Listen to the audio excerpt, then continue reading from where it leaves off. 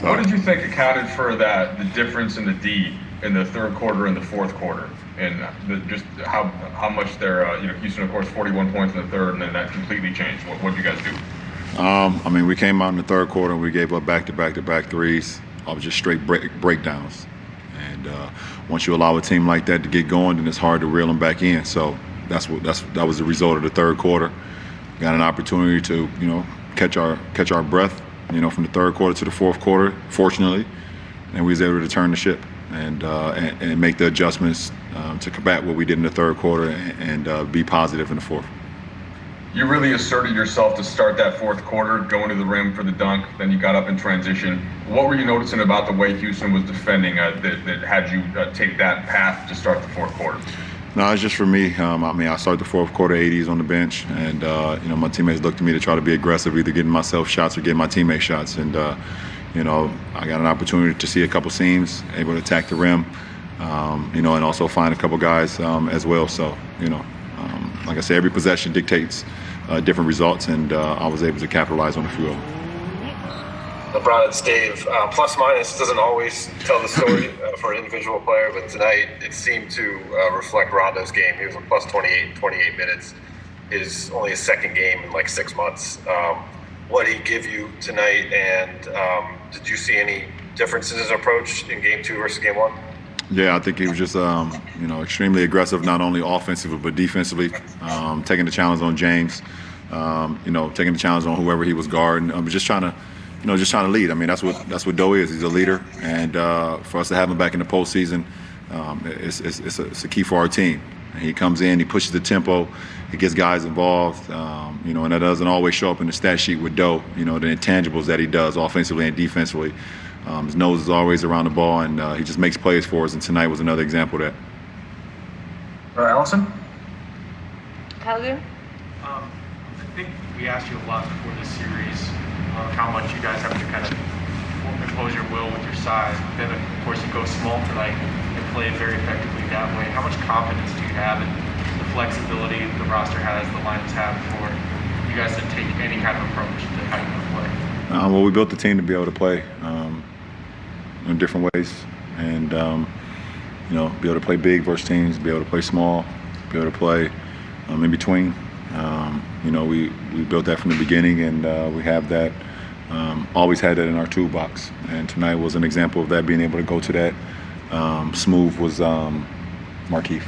Sorry, you might not know his nickname. Keith was spectacular off the bench, giving us that instant offense, but just his grit. We love having him on the floor, but he was unbelievable for us in that second quarter, and everyone else who came in, like you said, Doe, AC, Kuz, those guys just came in and just gave us a big boost.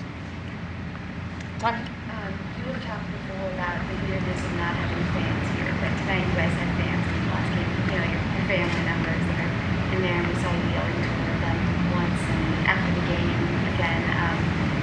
Was it nice to be able to have that interaction, to have supporters?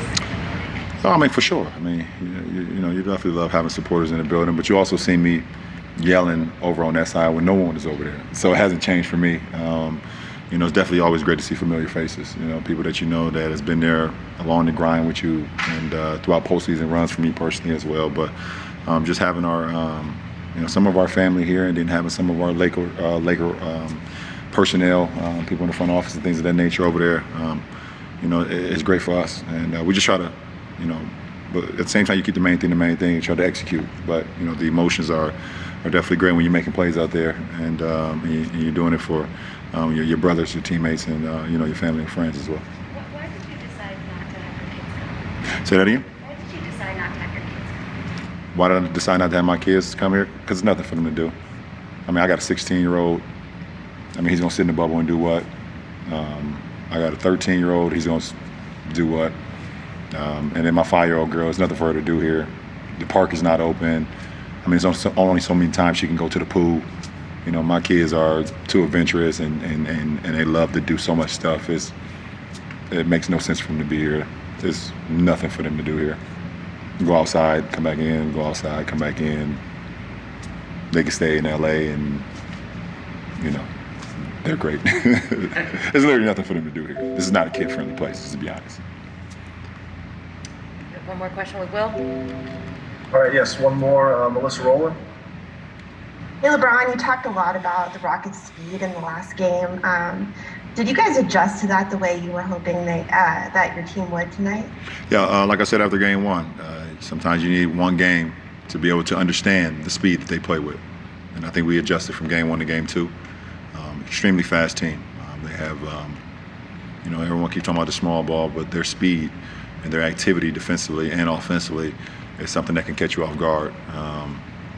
From like a game one situation, and we got a feel for that, and we understand how hard and how much every possession and how much scrambling and how much running and how much pace and how physical the game is going to be versus this team, because they're very good, extremely good, no matter who's out on the floor. So we did a good job of that.